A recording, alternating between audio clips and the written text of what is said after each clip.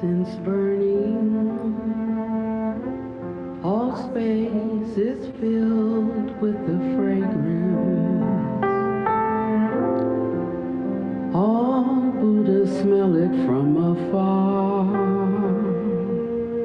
Auspicious clouds gather everywhere. With utmost sincerity, all Buddhas appear.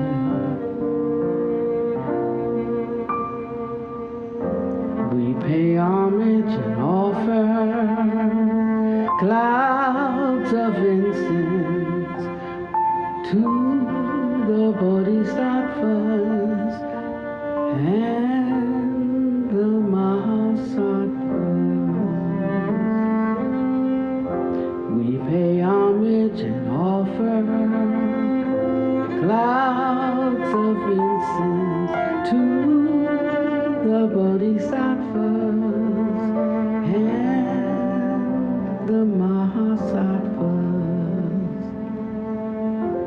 We pay homage, we offer clouds of incense to the Bodhisattvas and the Mahasattvas.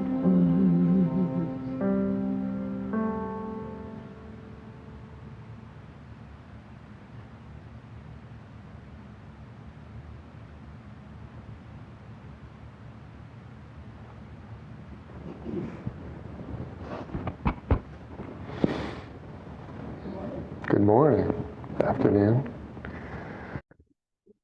Welcome. Welcome. Welcome to you all. Welcome to anyone that's online. So in this course, we're talking about meditation. You may know me as someone who talks a lot about cultivation and has for some time, and that's been a major thrust of my practice. I won't say up till now because it continues, right? But here we're talking about meditation, and meditation is really taken on a new value for me, I would say, this year, with the effort that Venerable's made to inform us of what is good meditation, what is this really all about? So in my past with ashram in meditation and those kinds of programs, we had a program once a week where there would be often part of the program, we'd start off with some opening chants, and then there would be at some point an experience talk. Someone would give an experience talk. What is their experience of practicing this that we were doing? And for me, I used to listen to those, and as I got more and more sort of, had been around for some period of time, years, I just would sit there and feel like maybe they're going to ask me to give one of those one time. And but I never felt like, they would get up there and talk about how, they had a vision of this snake, and the snake was going to get them, and they called out to the guru, and the guru came and saved them. It was all these things going on. And for me, in my meditation practice and my practice of what we were learning resulted in insight, always, just insight. So, I became, very sort of, I guess, clearer and clearer about what I was doing and able to kind of talk about it. But my experience was always in the form of insight, realizing something about the path, seeing something that was taught, and then maybe for myself and that sort of thing. So, but today I want to follow that tradition a little bit and make this partly an experience talk, and maybe even draw upon some of your experiences with meditation. There's something useful you can share. But I want to also make an effort to tie our cultivation practices with our meditation practice and see how they work together to help us to develop kind of true wisdom, show us where we're stuck, see our own minds, and evidence of what the sages have been saying.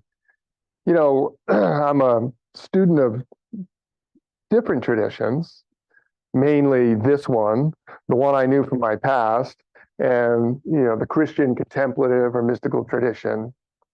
I'm familiar with it. I enjoy listening to talks and podcasts and reading some of those mystics, what they wrote about their experiences. And they all, in some way or another, end up saying the same thing. So I can literally listen to a talk or read something from a Christian mystic like John of the Cross, and translate directly to Buddhism. So when we read the mystics, we're reading their experience. They may or may not have had a teacher. Some of this stuff came upon them, right? Just ripened for them. And then they sort of described what they were experiencing. But the commonality, if you can do the translation, the commonality across all those experiences is really phenomenal. And it can't be by accident. So here we are, we have this faith that, this path we're on will take us somewhere. And I guess what I'm starting to find out is that it is.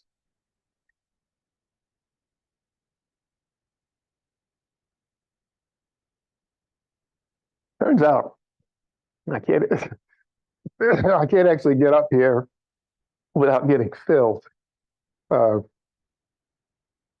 often. One day maybe I will, but that's not today, I guess. Well, first I thought we'd take a look at the problem. Before I come in here, I asked for help, and so I'm getting it, but it's a little overwhelming.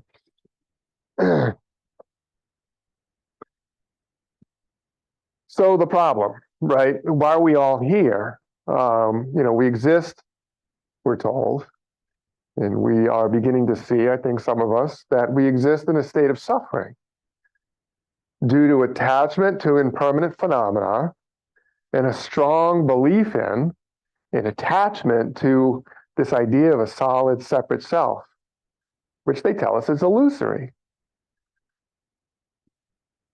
So we can kind of summarize this state of suffering that we're described to be in by kind of how we act out our lives. And they call, kind of at the root, it's the three poisons, right?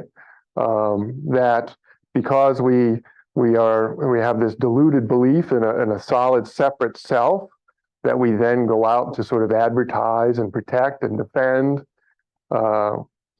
that we then seek to acquire for that. So we desire things, and we can act out of greed in our desire for things, more and more of the things we like, but then also aversion, hatred, less and less of the things we don't like. We're trying to manage this constantly, all to sort of gratify this impression we have that we are this center of the universe, separate from everything else. It's ours to get or not get, and everyone from Jesus on that you can ever think about, has ever talked about anything close to spirituality, tells us that that's the wrong way to be, and that leads to unhappiness. And then they talk to us about virtue, and they say that leads to happiness. I'm beginning to find out that they're actually right. So then, of course, we have this delusion, and it causes us to sort of act in the ways I described. And so we find ourselves then in, kind of living life, going, among the eight worldly winds, they call them, or the concerns, right? We have these concerns, gain, right? And we can tie these back to kind of greed and aversion, or desire and aversion. Gain and loss are two of the eight. Gain and loss. Want more of the gain, less of the loss, right? Greed, aversion. Pleasure and pain. Want more pleasure, less pain. Praise and blame. So we're never quite satisfied with where we are. How can that be happiness? we're always balancing these things, praise and blame, fame and disgrace. Want more fame, much less disgrace. And then let's not forget about karma, and how our greedy, kind of hateful, deluded actions kind of ring that up, right? And that comes back to us in how our lives play out. So, we're at a point where it's like, well, okay, so if we buy all that and we truly understand the problem and we're looking for a solution, well, that's the purpose of the Buddhist path. The path seeks to help us see for ourselves. So this is not a path based on just belief, right? We're not just going to take it on faith that when we die, something good will happen. We're going to actually try to see for ourselves what the saints and sages have told us is true. It really is uncanny to me that as I become aware of all those different Christian mystics, that some of them were in such isolation from any of the other mystics throughout centuries that described anything to do with anything, that they would have this commonality. And it's all here in Buddhism, right? In great detail. And I think for me, that's the benefit of this path, is that the detail is there. If you need it, it's there. But certainly from the basic truth on up to what to do about it, we have a great deal to work with. So the path seeks to help us see for ourselves the truth of the teachings on suffering, see for ourselves that we suffer and that others suffer, and how our pursuit of greed and our reaction to and aversion to things, hatred, gain and loss, pleasure and pain, are seeking and are striving for these things as a sole focus in life, right? Kind of considering all that self-interest, for this life alone, right? That is really causing a problem. It's leading to suffering. We're the type of individuals that don't even know we suffer oftentimes. That's the delusion, that we're actually suffering, but we don't know it. And it takes beings that have gotten past it to kind of look down and go, you're suffering. Maybe someone can see that my energy is a certain way, and maybe they're a doctor and they can kind of see, you probably have an issue with your thyroid. You should probably look into that, right? Because they can see it because from their experience, right? But I have no idea, right? I have no idea. I would have never even known that if someone hadn't mentioned it, right? So that's the benefit of the saints, the sages, the Buddha, and others. They can point out to us that there's something probably maybe a little off. And so see for ourselves the truth of the teachings on suffering and lead us to an experience of true freedom from it all. And so along the way, we have tools, right? We talked about this for several weeks in our Dharma of Cultivation class. We have precepts, helpful ideas about how to stay out of trouble in the world. 10 wholesome characteristics, ways we can behave that would be more wholesome, that would create less problems for ourselves and others in the world. The Brahma Viharas, now starting to sort of, not only just sort of try to make our own lives better, but to kind of look out and go, really, I want everyone else to be as happy as I'm learning to be myself. Getting our eyes off ourselves. And pecking away at some of that attachment to this self.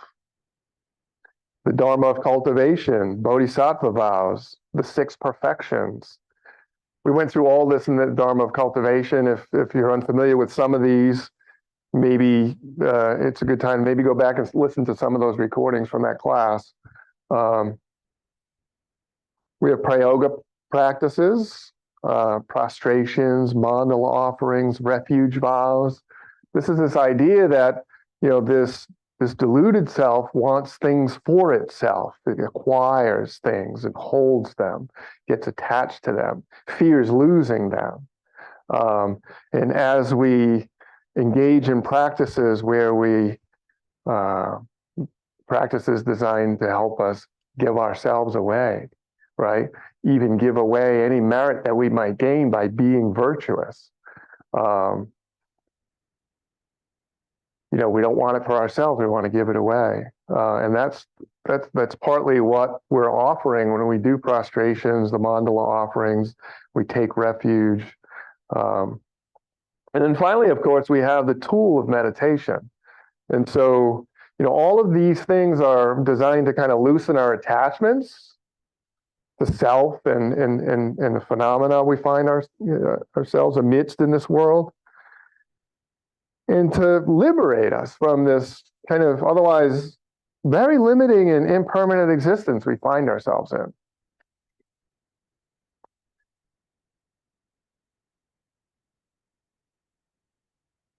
So in the end, what do we get when we follow this path? Is it a place? Are we going somewhere? A heaven? Or a state of mind? What are we going to get? What are we going for? How do we know when we're there? So we're taught that all we're really seeking is a shift in our state of mind. That what's wrong with our lives, if we can even identify and relate to the idea that, you know, we're suffering and things could be better, all those things that we experience that have to do with our identification with this illusory self, jealousy and anger, well, those are all states of mind, right? And this liberation that we're told is possible, we're told is also a state of mind. It's a state of mind. Can be realized in this very lifetime. Our outer circumstances might not even change. We could be realized in the next moment. Liberated. Free from all of the strife and struggle. Yet my home is still at Monarch Road in Hendersonville. I still come here. I still have my wife. Our outer circumstances don't need to change. Our state of mind is what changes. So we don't have to wait till we die and then hope that we get somewhere or go somewhere. To be realized in this very lifetime. And the path is to step us in that direction. Completely transform our experience of life from a fearful and tenuous one, you know, when we have a lot to protect or defend, then fear. Fear. I'm afraid that if I don't do this, then this will happen. I'm afraid that. We say that all the time, afraid that.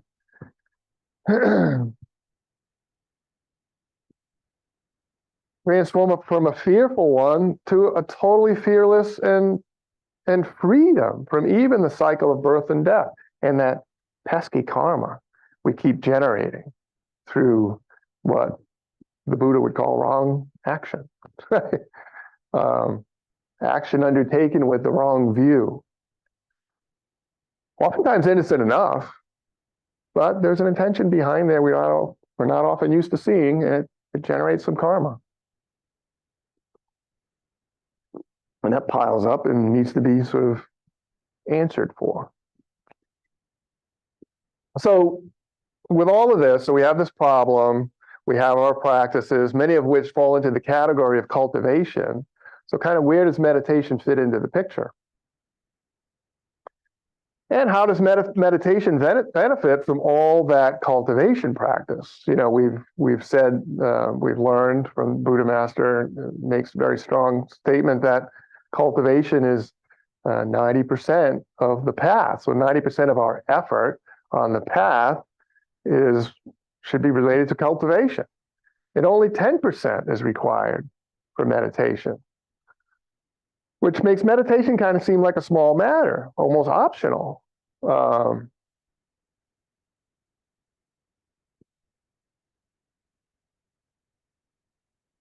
But what I'm finding is that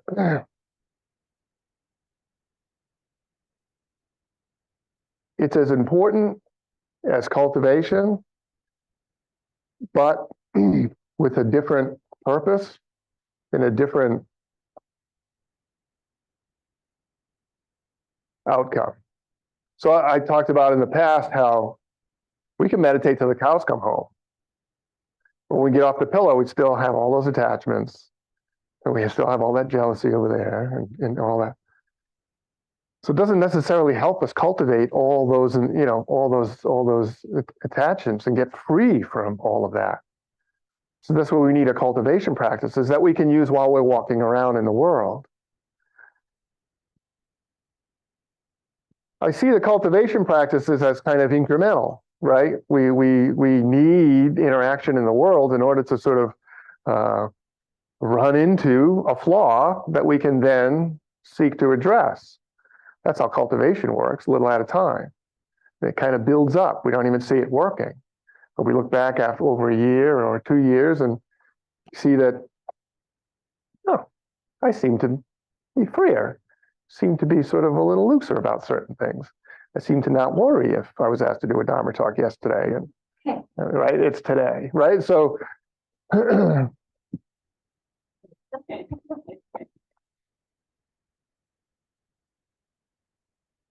So they're working on different things, and they have different purposes, and that's part of what I want to talk about today.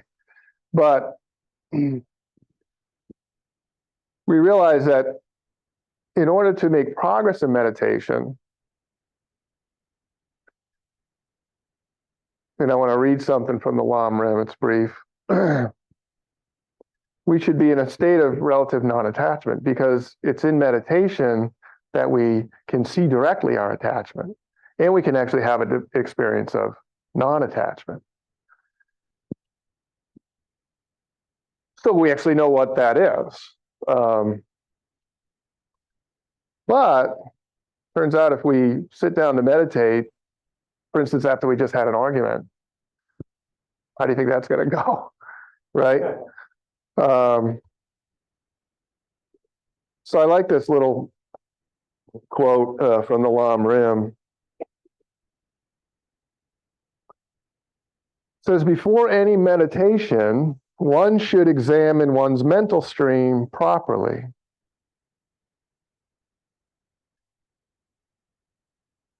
Non-virtue follows the development of attachment. Non-virtue follows the development of attachment, hostility, and ignorance. Virtue follows the development of a lack of attachment, hostility, and ignorance.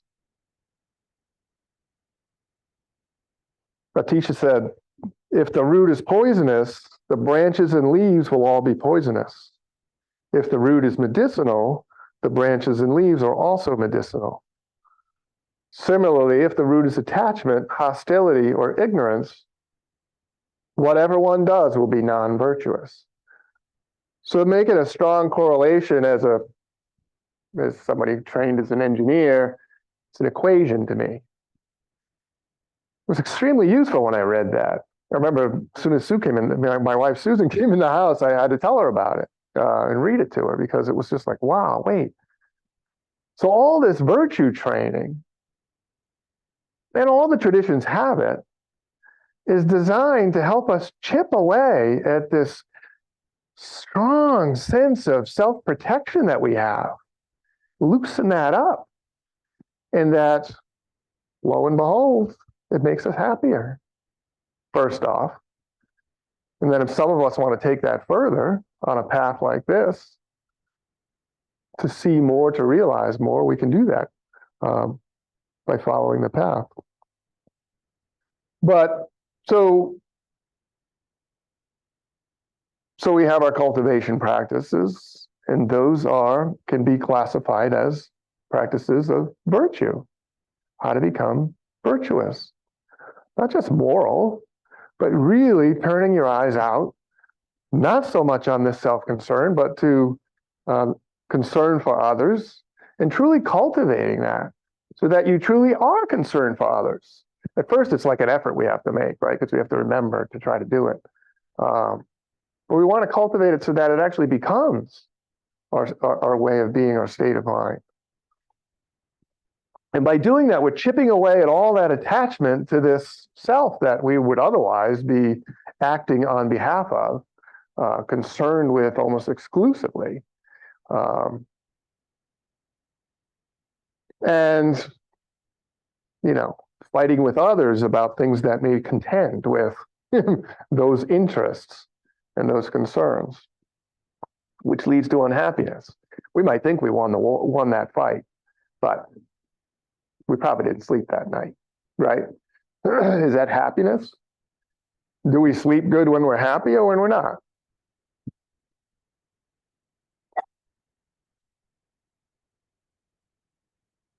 So to meditate properly, we need to be in a state of relative non-attachment. So while we're walking around our lives, our cultivation practices are chipping away at that. And that's going to help when we sit down to meditate. We'll have less popping up to get our attention when we're finally quiet, right? Because there's less struggle and strife in our day as we're performing our cultivation practices according to the Buddhist principles. But we can also use virtue practices at the beginning of our meditation session, because inevitably, we're coming from whatever, we're coming from a job, we're coming from something. Maybe we just, we're looking at the news and something made us angry. Whatever it is, we need to kind of clear the decks. And so virtue practices can help us sort of get to a state of mind that's less attached, so that we have a better chance of getting to the sort of the ultimate non-attachment that meditation can show us. We won't have to cultivation, all those cultivation practice,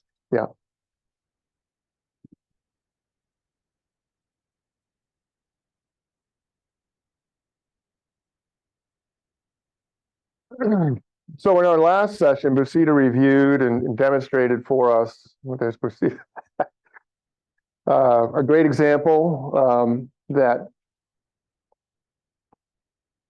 Lee Venerable has put together for us on a short meditation sit practice. And we finally get to meditation around page 4. And everything leading up to that is to sweeten our minds and build in that virtue, get our minds off ourselves and our concerns and override the influence of the world and our own conventional thinking.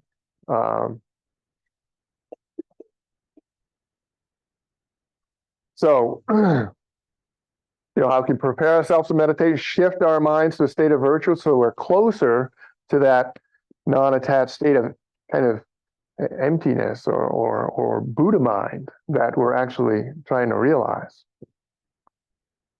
So for me, practices like that accomplish a couple of things.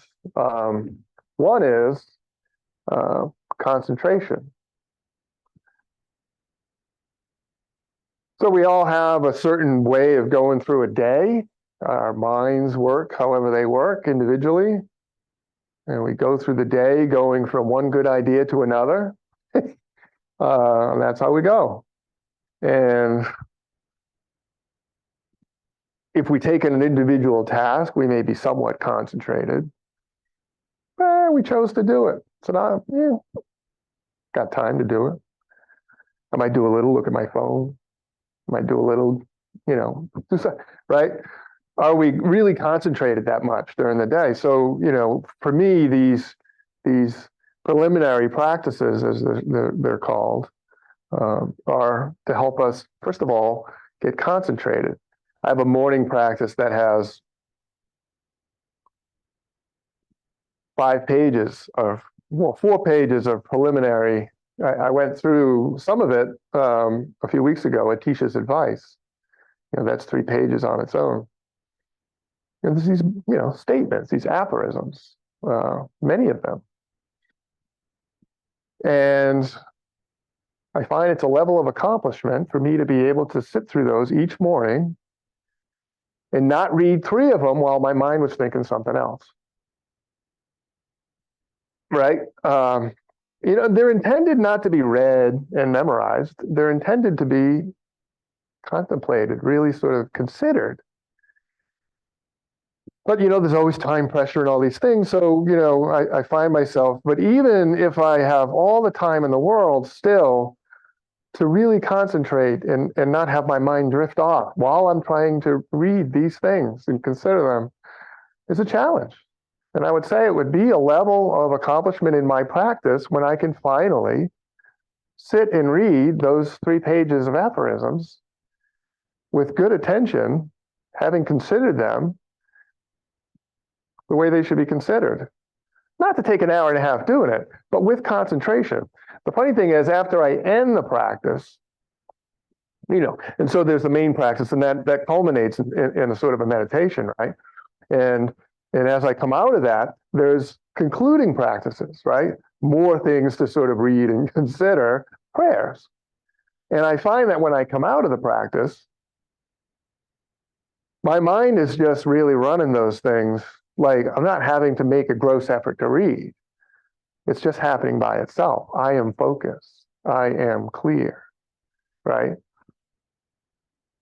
So there's a difference between the beginning and the end. But so concentration is one of the benefits I get, and just a measure of my ability to concentrate is how well I do at sort of getting through those things.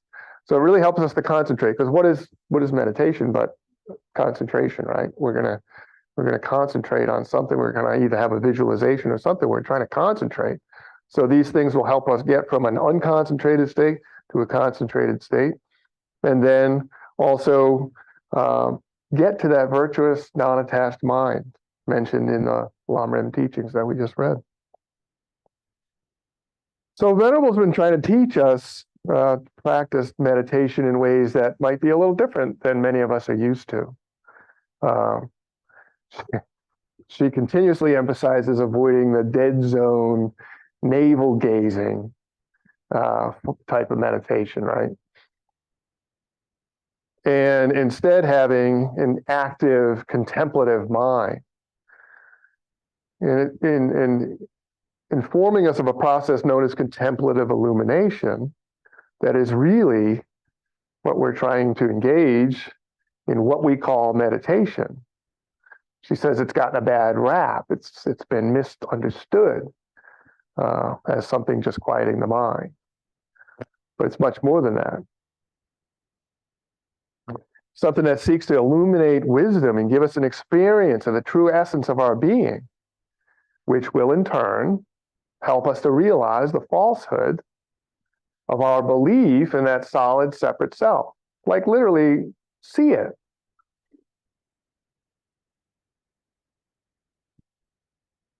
So my experience with dead zone meditation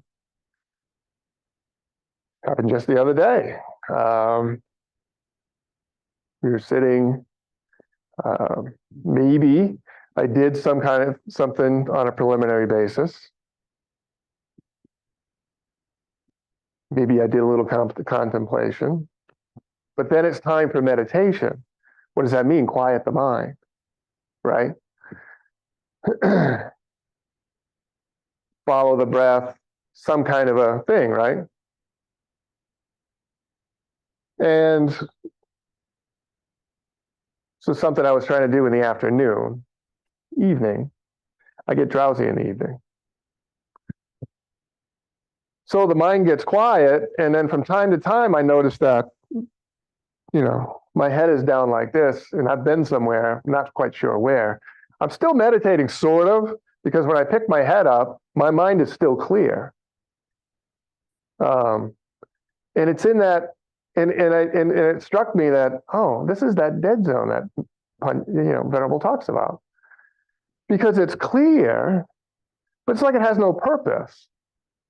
And it's something that I kind of got bored with over the last couple of years, because I could get to that and I could sit in that for an hour or two. To what end? What is meditation really doing for me?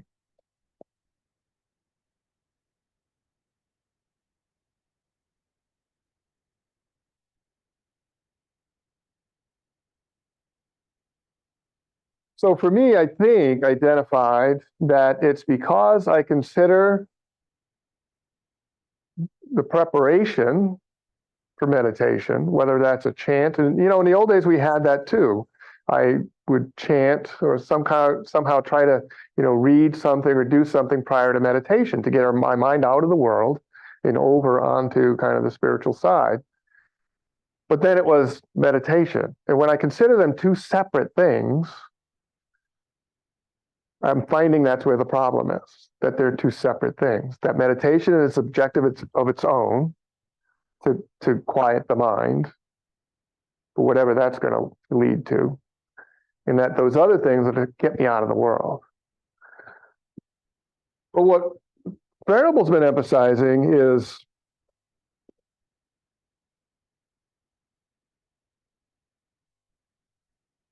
that the purpose of meditation is not just to quiet the mind. It's to experience your mind. We need to have an active mind in order to experience our mind. It can't be a dead mind. So she's been teaching us an active form of meditation. Kind of seems counterintuitive when you say it like that, because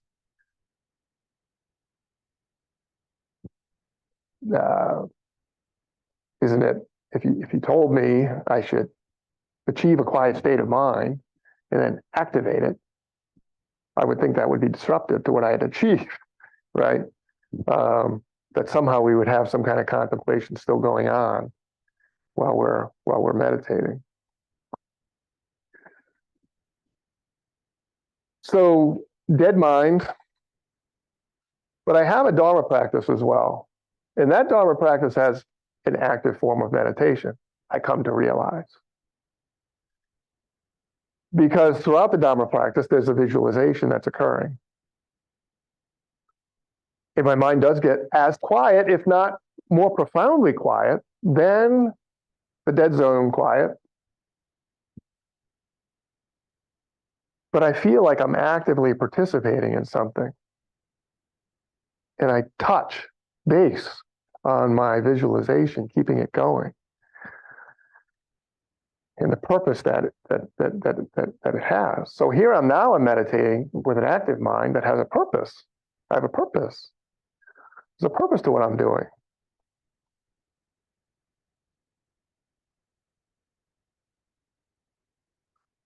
So I noticed that qualitative difference, that an active meditation would have kind of an objective. I'm doing something, not just an object, right? It's not just an object like the breath that we use or don't use whenever we need it, with the goal of just quieting the mind. That the process, it seems to have an objective. There's an objective to what I'm doing. And it varies from practice to practice, and I'll talk a little bit about that. So, but my mind is actively engaged throughout, from prep through to the main practice, which is what we could call meditation. And there's no break. It's not, I got my mind out of the world, now I need my meditation method. It's, this leads directly to this.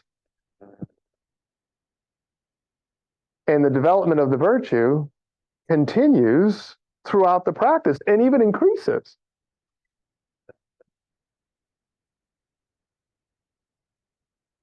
And all the while, my mind is alive, awake, which might help in the evenings, right? Alert and quiet. Just as quiet as it was before.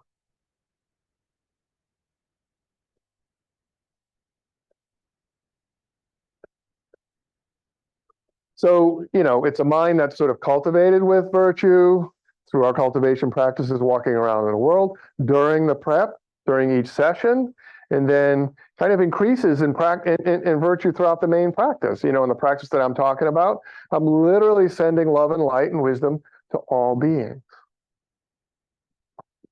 And so, I'm doing something, serving all beings, not just me. Not just me. That attachment, right? Not just me. Any merit that I accumulate, I'm aware. I'm actively aware that any merit that might be giving it away, not for me. Don't need it, don't want it.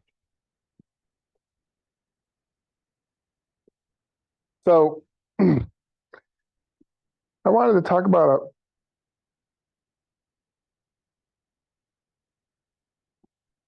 a recent experience.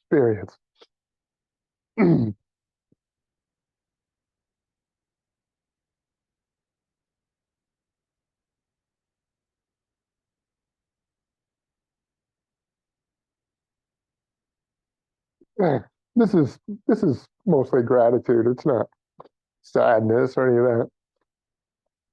And there's a lot of appreciation and gratitude for what this path is done for me.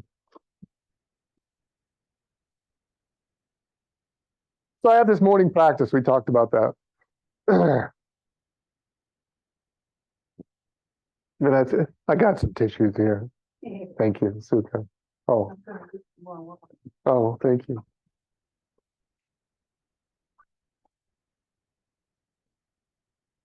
So I have this morning practice. It's a Dharma practice, and it has quite a lengthy section of prayogas, preparatory practices, those mudras and mantras and prostrations and things like that. And then we go into some good advice that's going to help me start my day well. Those things that are also going to help me to learn to concentrate, get through them without getting distracted. Thank you, Super. But one day, I did that practice, and when I finished and walked away got up from the pillow, I had the following thought.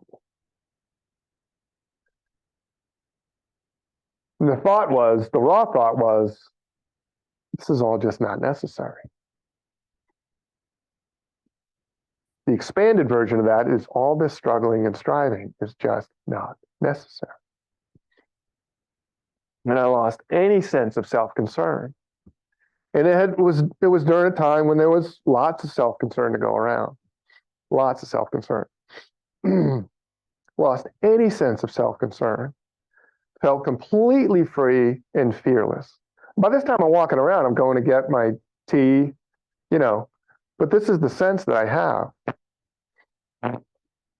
Completely free and fearless. There were no problems. There are no problems. Problems are an unnecessary byproduct of our self-attachment. As Yoda would have said from the Star Wars series, mind-made are they, right? Now, I actually tried to sort of say, well, was this an experience of no self? Was this an experience? We hear about all these things, right? Was this an experience of emptiness? Was this an experience of no self-attachment? So I wasn't sure, but I do know that I was free from all concern and fear for self-preservation.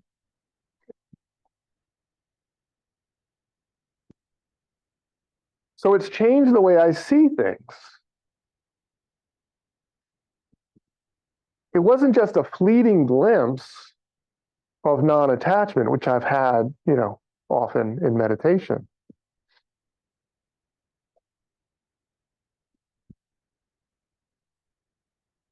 It seems to be a lasting sort of shift in how I see and hold things and respond to the world.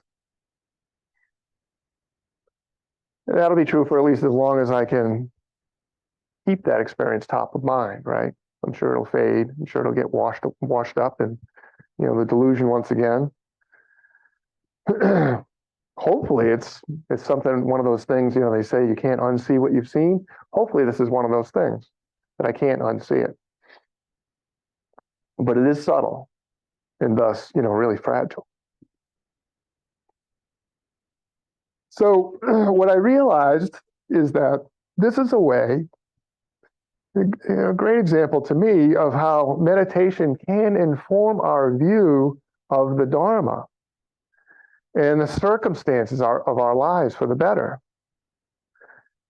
Kind of in a feedback loop with cultivation, and our cultivation practices off the pillow.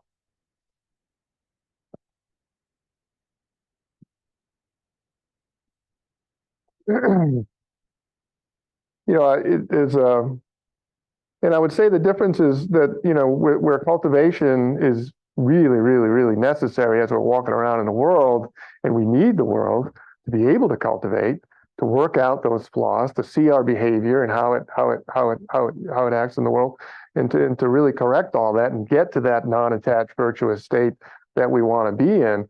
Great deal of that work can be done off the pillow, walking around, which is great. We don't have to keep running to the pillow. But I'm finding that when meditation seeks to shift us, it can be profound, rather than incremental. It can be like a sea change in the way we see. And I think that's what that experience kind of is for me. A sea change, not just I saw a flaw or I had a thought and there's that thing, I'll work on that. Not one of the million things, but literally a sea change.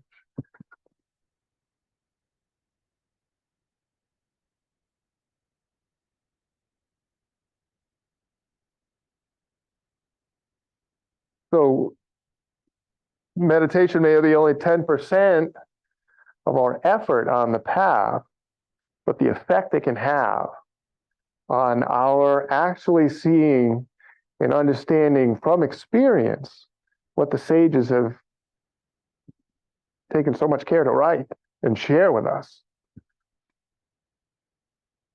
is really profound. It can be really profound.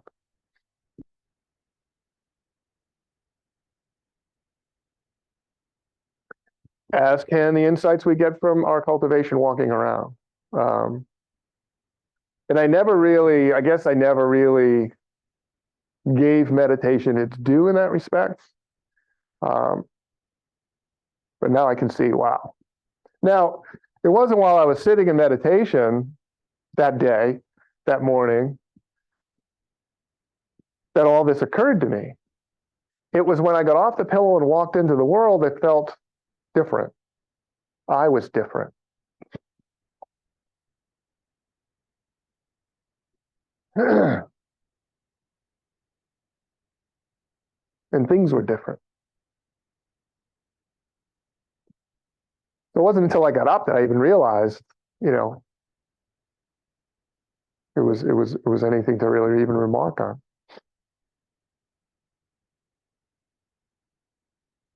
So I wanted to. So that's my experience. I'll give you one more. On another case, it was actually one of the times that Venerable was leading us in meditation here in the Sangha. And she asked us to get quiet and just use the breath, very simple. And a really strong sense of, wow, how much effort we make to maintain this appearance in the world. How much effort. To appear alert, carry yourself so you don't look disrespectful, sit up straight so you appear like, you're present and alive, like you want to be here, like at a party. You ever get tired at a party? You realize, oh, I better open my eyes. I better straighten up, because you don't want anybody to feel, especially the hosts, to feel like you don't want to be there or you're not having a good time. So we're putting on all this. We're largely play acting through our lives, and it's all completely unnecessary. Completely unnecessary.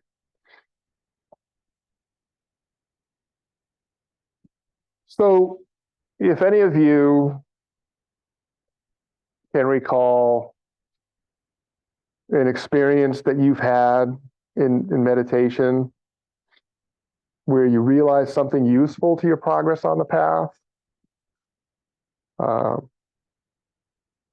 think we'd all benefit by hearing it. So if anyone would like to share an experience of theirs, something they saw, something they realized in meditation, feel free to share now. Yeshi, there's other microphones. It doesn't have to be a big thing. What is your experience of meditation? When I was asked to give this talk today, my first response was, what? Well, this is the meditation class. This is not cultivation. I have way more questions than answers about meditation, right? But I think we all feel that way. We all feel like somebody else is having all the experiences. But anyways, so if anyone has anything they'd like to share, please do. And I think we'd all benefit. I don't really have anything to share from my experience, but I do want to say about yours that the teaching that Panyawati has been doing about meditation, to tell the truth, I just haven't. I can't. I've been thinking that's just not for me. I'm not developed enough. I can't. But what you said is a confirmation. It's just like more, it's the same thing she's been talking about, right? And it's, I don't know, it just makes it more accessible. Joe, thank you. Thank you. Thank you. I would agree, Joe. Today, I just want to, I'm really grateful. You helped drive it home. I was kind of, to say it, but kind of poo-pooing it a little bit. Like, I'm just going to stick with my centering prayer, which is in the Christian, whatever I have, whatever I do to maintain whatever. But today you really drove home, how critically important that this meditation piece is on the path. So thank you for that. And then I'll just end by saying, for me, I know when I'm meditating, when I forget Susie from the Bronx, Sue Joe's wife, Sue Joey's mother, Sue Soma's friend, when I can get into a fresh, pristine state of being and sit with that openness, with no idea who I am, and be able to just go deeper in that state and sit. And sometimes insights will arise, in my body. And so I just wanted to share that. Thank you. Yeah. Thank you, by the way.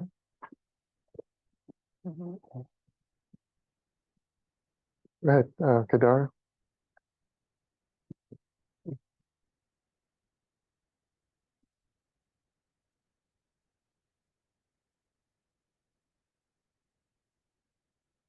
I would say that I accidentally walked into some experiences without planning for them. And this was a couple years back, but after being in that state, it actually changed my whole course of life because nothing else mattered.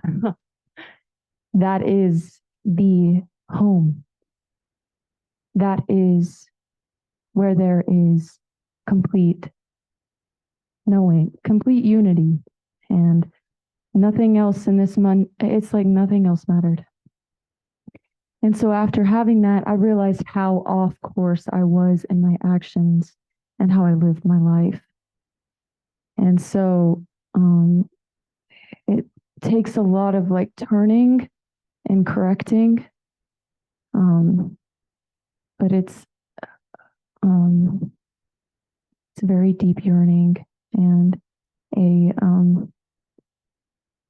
just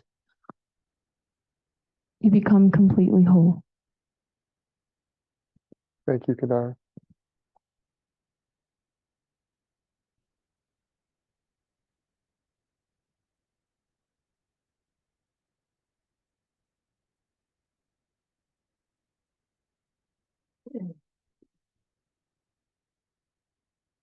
Why not?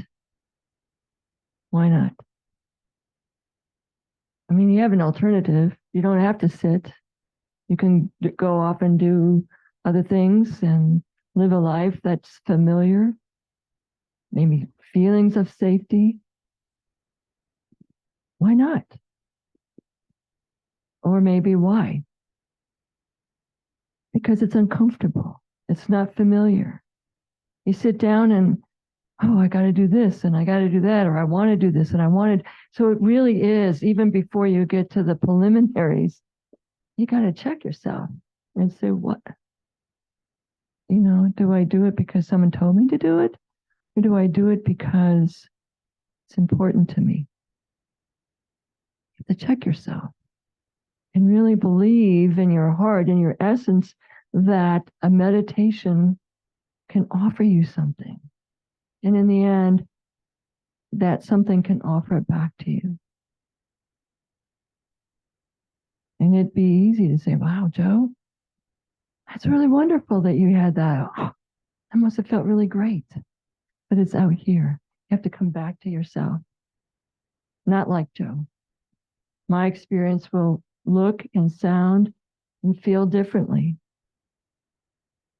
But you got to go to the preliminaries of the preliminaries before you go there. Pick up the phone, check the news, have a cup of coffee. Oh, now it's this time, and well, maybe I'll do that. And then before you know it, time to go, time to do.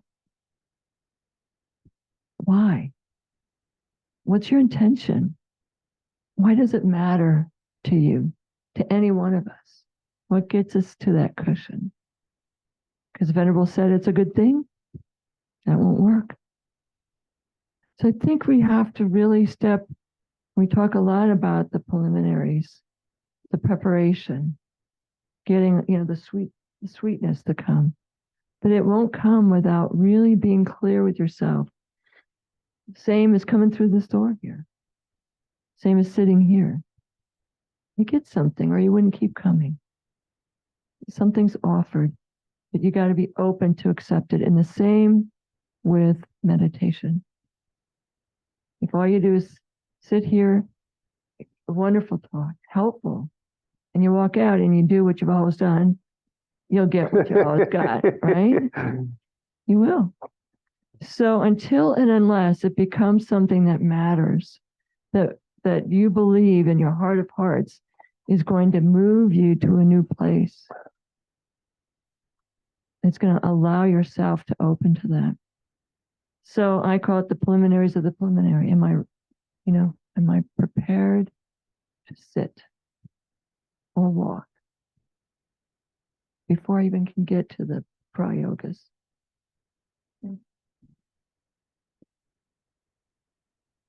Thank you so much. Which reminds me of the 8 right views in their order, right? Where's our motivation? Do we have motivation? Do we have the proper motivation? First things first. So the need for preparatory practice, we mentioned before, are we likely to be able to penetrate the Dharma like this in meditation? Like my experience sort of seems to indicate after we have an argument or see something on the news or that kind of thing. So you know, our kind of, we have our cultivation that helps us when we're walking around, manage our life and sort of work with our attachments, see them and work with them, see how they affect others. So we're less hindered when it comes time to meditate. But inevitably, it's likely we're still going to be self-attached, probably in a relatively non-virtuous state when we sit down. It's a funny thing about talking about virtue and that kind of thing is sit down in a non-virtuous state. What does that mean? Does that mean I was having bad thoughts? No, it just means I'm sitting there in a state of attachment, right? Because that's the mind I just sat down with. So the preparatory practices for meditation are designed to shift the mind, release some of those unwholesome attachments.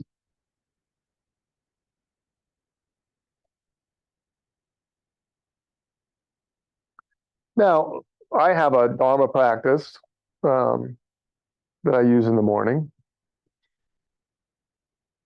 And then I'm sort of starting to use this for an afternoon practice. But what I did the other day, because I had this idea that I can't separate the preliminaries from the meditation, that started to kind of dawn on me. And so how do I maintain the active mind?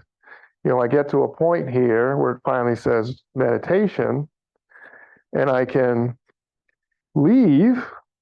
I can't completely leave, right? I've gained a certain amount of momentum in a certain direction, right? I can't completely leave it, but then sit in meditation. And if I go directly to the meditation method, separating myself from what I just spent maybe 20 minutes doing, then it's going to be hit or miss where I could end up in the dead zone. So what I did the other night when I used this was when I got to where it said meditation, I actually did from the Dharma of cultivation, the first 7 branches, and I picked a subject. And I went through that, and I know that by heart, so it was easy for me to go through that.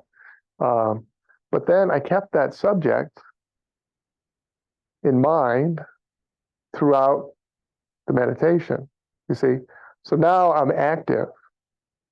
I'm remaining active, sending light and love to that subject. So not just during my recitation of the 7 branches and my prayer for their loving kindness and compassion, but now whatever benefit I'm getting from this, whatever light is collecting in me, not for me, focused on them. So, active meditation.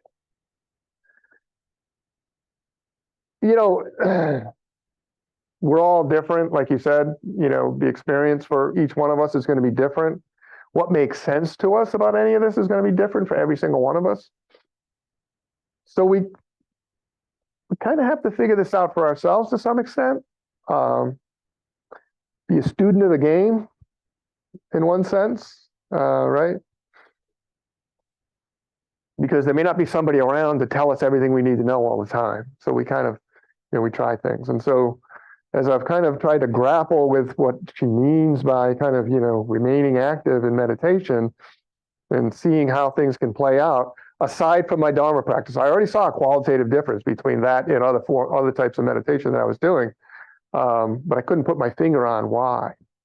And then it kind of dawned on me, like, wow. So I'm excited to go forward now and to see that, doing meditation more than once a day in an active way like that, wow, what is that going to bring? How's that going to be? Excited to see kind of where that goes.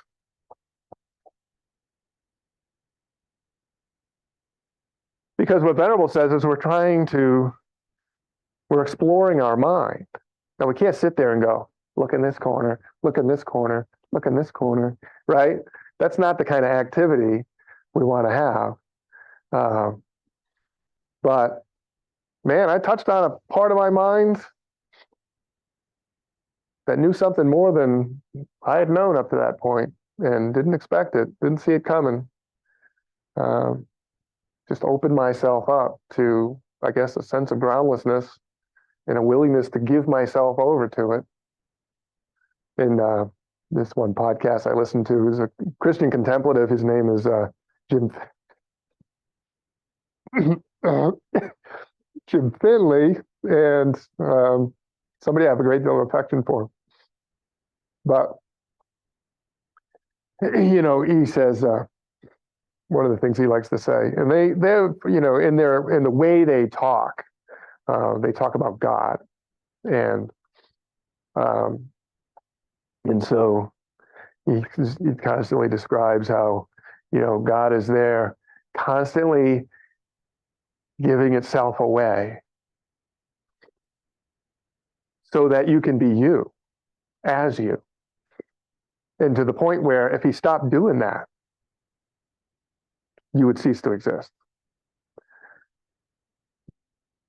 So this idea of, so that helps to inform, you see how we can translate something like that in the language, but that translates to, oh, good enough for God, good enough for me. So in my active attempt at this way of meditating and cultivating, I'm constantly giving myself away. So I better align with the Buddha mind, the Bodhi mind, the God mind, right?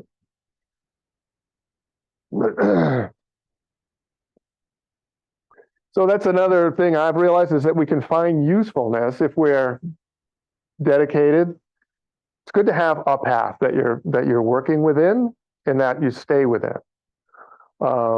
Because confusion and doubt are one of only 5 major hindrances to our progress on the path. One of only 5. And it's easy to bring that doubt about.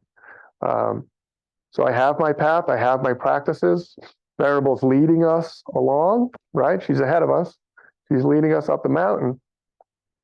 But I can take usefulness from Christian mystics and folks that have spent their lives studying them and can talk about their own experience of the practices that they've undertaken with knowledge of them.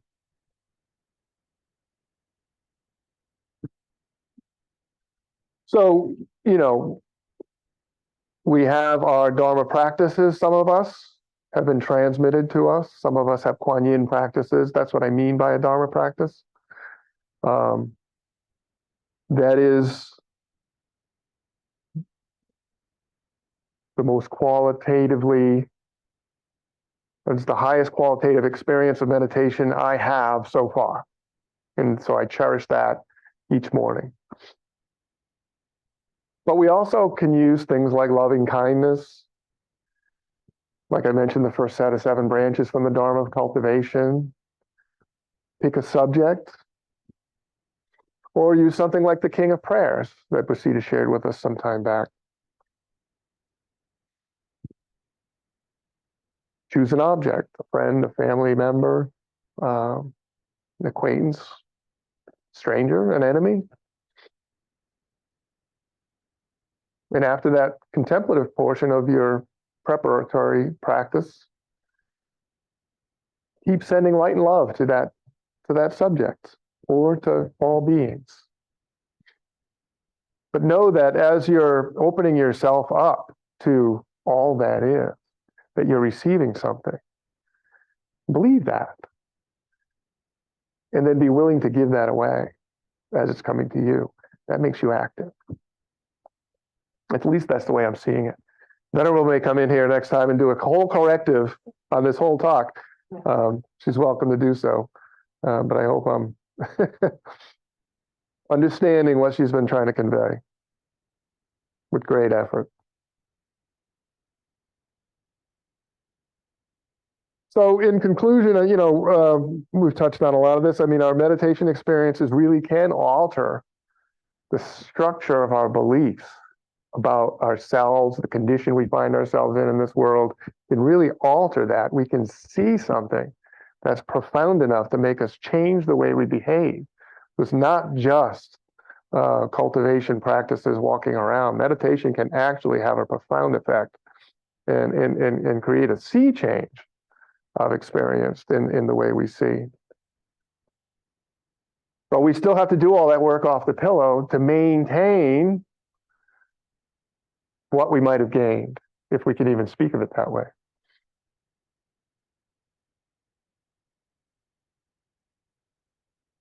So the more we realize that the condition we find ourselves in is a series of beliefs.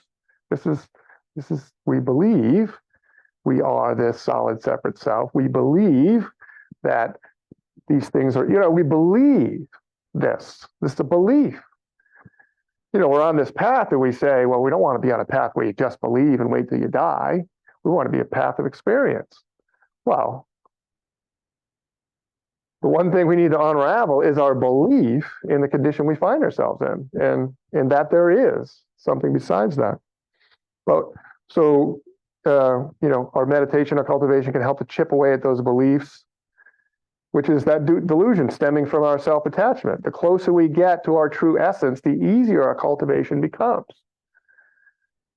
It becomes more natural, less coarse, right? Coarse cultivation is when I believe I should do this, it makes sense to me, and we make effort to do it. When we actually have realizations and we see some of the wisdom for ourselves,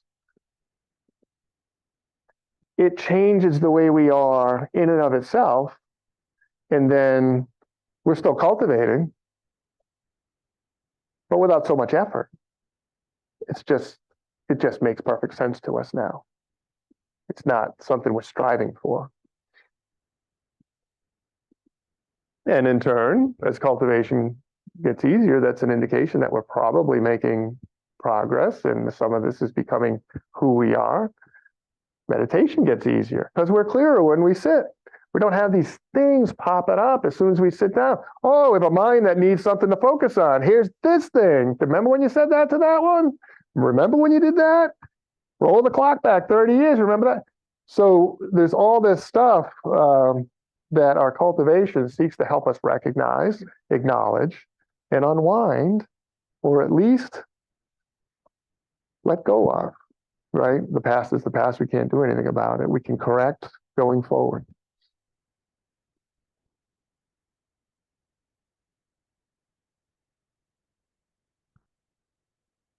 So meditation gets easier. And I remember learning and did a talk on, I think it was the 8, what are they called? Right view is one of the what? 8. Yeah, the Eightfold Path. And realizing that right view was first for a reason. Like literally all the others were supporting of right view. And that as we traveled the path, our view becomes more and more right.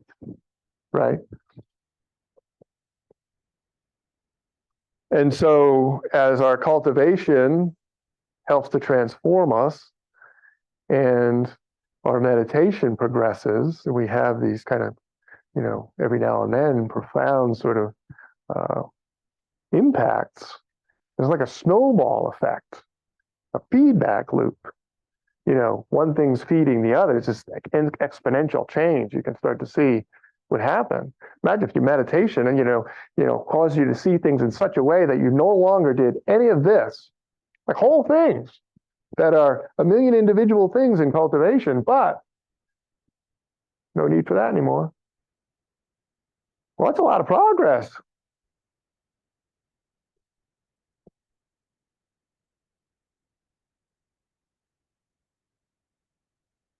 So it's really clear, that the authors of the spiritual guides that we rely on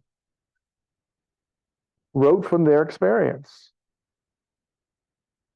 I feel like I might have had just a glimpse of something they might have experienced and wrote about. And that would make sense to people on a sort of intellectual level.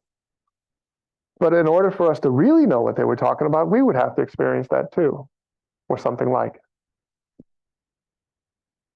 And the Buddha did a great job of taking that realization and boiling it down to Four Noble Truths, the Eightfold Path, and then giving all kinds of advice about how our behavior impacts, our ability to see any of this, and advice about how to change that. That's pretty good. That's a body of work right there, right? That's not just, some random thing that happened to him and he happened to write a book about it. That's a body of work. He taught for 40 years. Imagine walking around seeing like that and teaching, and then a body of work, 40 years of someone in that state talking about it over and over and over and over to different people, so that now we have teachings that, I can get that one. I don't get that one. You got that one, right? Beautiful.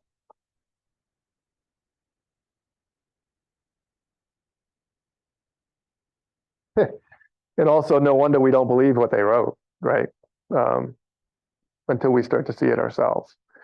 And that's why we start with faith. On any spiritual path, we start with faith, right? We start with a belief. Hey, I think there's something here. And then we proceed with faith and we take on certain practices. That's course cultivation. And as those practices begin to sort of show us what they can do for us, prove themselves,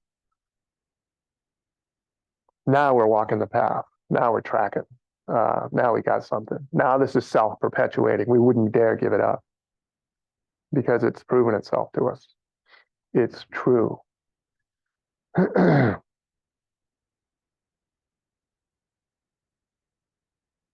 And, we really do have to, the world of conventional thinking, our own conventional thinking, is a powerful delusional force. So I have my little sort of view that's emerged. I can lose it just like that. The world and that conventional mind is very, very, very powerful. Doubt can creep in just like that. I could talk to someone who is not the right person to talk to about the experience I described, and they could talk me out of it. They could talk me out of its value. They could talk me out of it. They could create doubt that might take me days or weeks to recover from, right? That's why they say don't talk about your experiences. One of the reasons they say, I think, don't talk about your experiences, because it has to be an audience that can actually receive what you're offering. The other reason I always believed it wasn't good to talk about our experiences was because it can generate pride, right? And further the ego, which is what we're trying to sort of get rid of. I find that when I place too much emphasis on a particular experience in meditation, or even if I talk about it, you want somebody who is, then it's a hindrance for a little while, for a few days, it's a hindrance. It sets an expectation when we talk about things. The mind is so powerful, it's doing things we don't even realize. When you talk about something, it sets an expectation for that experience the next time you sit down. You can say, I don't expect it next time. But you opened up Pandora's box and those things are there. That expectation is going to be there. So for that reason, we need to meditate and cultivate daily to keep this developing view of the Dharma and our pursuit of the ultimate truth going. Keep it a going concern. And with that, that's all I had. Anyone else like to share anything before we close?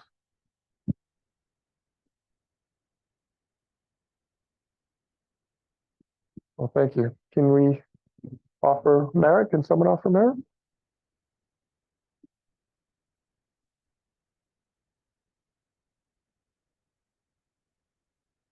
whatever merit we've accumulated with this practice, we dedicate to the benefit of all who will be. May they be happy, may they be healthy, may they be safe, and may they be at peace. Thank you. Thank you all.